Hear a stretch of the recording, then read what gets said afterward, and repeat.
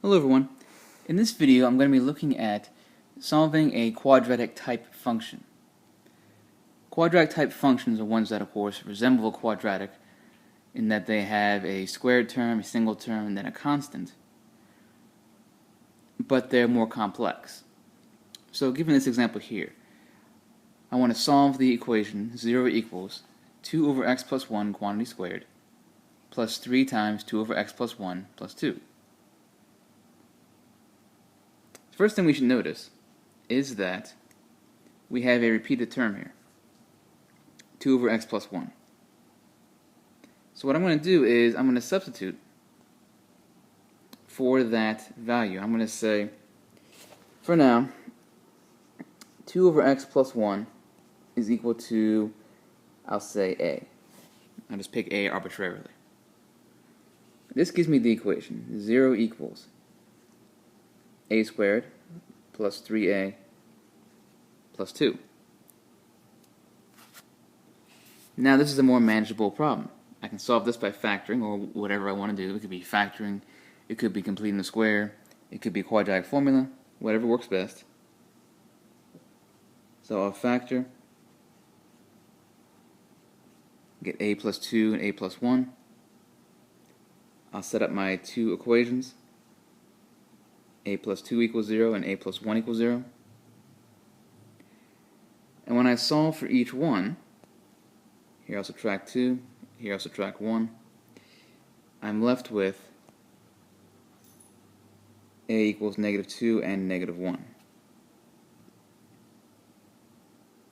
So the first part of this problem is substituting for this repeated term, the 2 over x plus 1, and solving the remaining equation.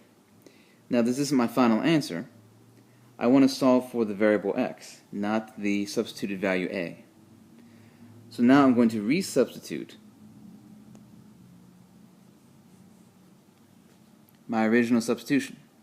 A lot of substitutions going on. And I'm going to use these two values in place of a over here. So I'm going to have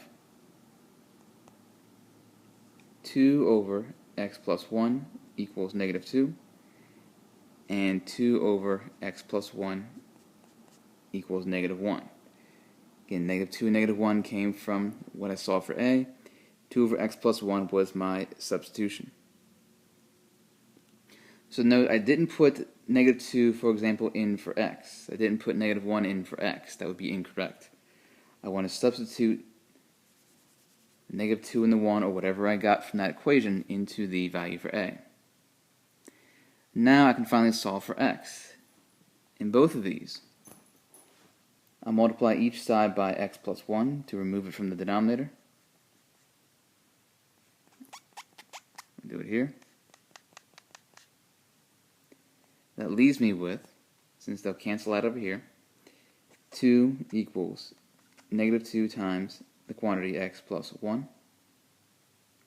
And over here, same. Or similarly, 2 equals negative 1 times quantity x plus 1.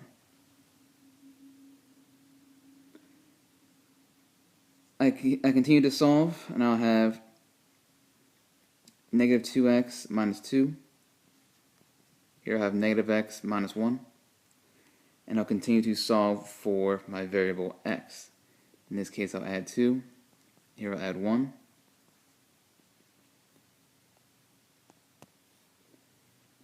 So we have 4 equals negative 2x. Here I have 3 equals opposite of x, or negative 1x. In each case, here I'll divide by negative 2. Here I'll multiply or divide by negative 1.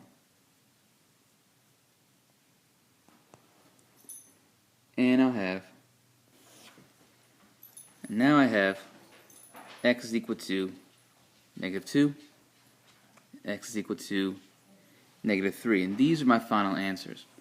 Again, not the a's negative 2, negative 1 that I had before, but remember I'm ultimately solving for the variable x. And I'm left with, again, negative 2 and negative 3. Now finally, even one step further with a problem like this, when we have a variable in the denominator in the original problem like we did, we want to test it out. We want to test our answers to make sure we don't get a 0 in either of those denominators. What that means is, let me write these down. Again, we find x to be -2 and -3. The main thing we want to check is if I put -2 in for this variable x, in the denominator, would I get a 0? So if I say -2 plus 1, does that equal 0? And no, it doesn't. So that means -2 is a valid answer. I'll test the same thing with -3. So -3 plus 1, is that 0? And no, it's not. So finally, that means these are both valid answers for this problem. So again, when solving quadratics, or quadratic types, we want to identify our repeated term, substitute for it, solve that equation, and then resubstitute back to get our answers for the variables we started with.